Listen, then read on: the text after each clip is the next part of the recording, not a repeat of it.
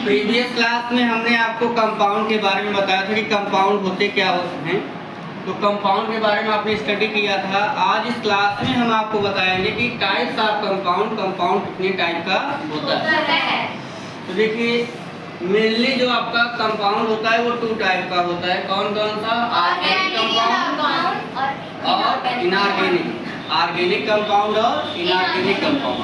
तो चलिए देखिए, यहाँ पे जो एक वर्ड है ऑर्गेनिक, आखिरकार अगर हम ये सोचें कि ऑर्गेनिक कंपाउंड कहाँ पे पाए जाते हैं, कहाँ से ये वर्ड कहाँ से आया, तो जो ऑर्गेनिक कंपाउंड है उसका जो ओरिजिन हुआ वो ऑर्गेनिज्म से।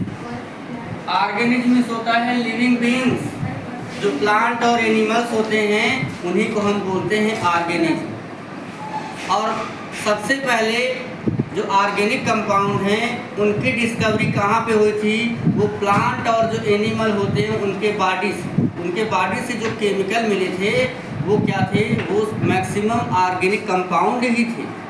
तो देखिएगा, अब हम बताते हैं कि कैसे लिविंग बीइंग्स किस किस में पाए जाते हैं, उसका कुछ एग्जाम्पल हमने यहाँ पे बता रखा है। तो पहला तो आप देखिए शुगर केन, इसको गन्ना बोलते हैं, कई जगह ईख भी बोलते हैं। तो गन्ना जो होता है उसके अंदर जो ऑर्गेनिक कंपाउंड पाया जाता है वो होता है सुक्रोज और शुगर।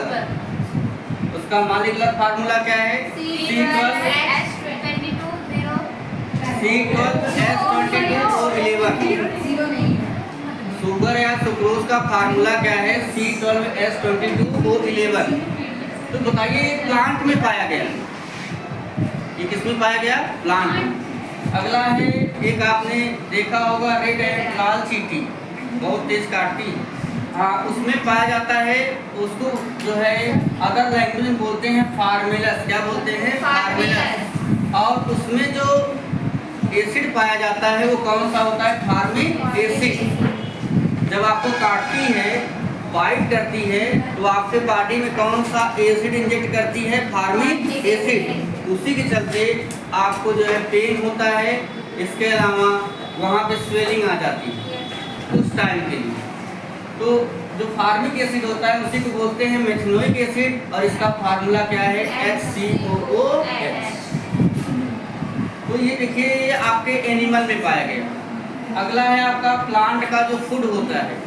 प्लांट का फूड किस फॉर्म में स्टोर होता है? स्टार्च के फॉर्म में।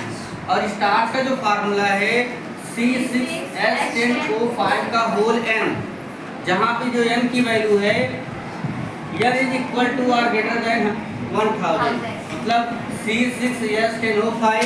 अगला उसी से अटैच होगा C6H10O5, C6H10O5 ऐसे ही 1000 या 1000 से कहीं ज़्यादा ऐसे ही अटैच होंगे एक सीरीज में। अगला देखिए, अब हम आते हैं इनऑर्गेनिक कंपाउंड की तरफ। तो इनऑर्गेनिक कंपाउंड जो होते हैं वो कहाँ पे पाए जाते हैं? Mainly found in sea water, rocks, earth crust. जो समुद्र का पानी है उसमें पाए जाएंगे, है ना। और रॉक्स जो चट्टानें होती हैं, आप जानते हो ना, माउंटेन होता है, हाँ माउंटेन है, तो माउंटेन पे जो है वहाँ पे रॉक्स चट्टानें पाई जाती हैं, तो उसमें पाया जाएगा। अर्थ क्रस्ट, अर्थ क्रस्ट क्या है? जो हमारी अर्थ है जिस पे हम रहते हैं, उस पे जहाँ पे आप रहते हैं उसके सरफेस से नियर अबाउट आप 5 to 25 किलोमीटर गहराई तक जाएंगे, ये जगह जगह पे चेंज होता रहता है। जैसे समुद्र पे जाएंगे, वहाँ का जो कोस्टल एरियाज है वहाँ पे लगभग 5 km की डेप्थ तक जाएंगे तब आपको मिलेंगे। या अभी जहाँ भी इस समय प्रेजेंट टाइम में आप हैं, वहाँ से अगर आप जाएंगे नियर अबाउट 25 किलोमीटर तक की गहराई में आपके ये जो है इनऑर्गेनिक कंपाउंड मिलेंगे। और ये मेनली क्या होता है? नॉन लिविंग बीइंग्स में पाए जाते हैं। नॉन लिविंग बीइंग्स मतलब जैसे आपका ये सभी नॉन लिविंग भी हैं।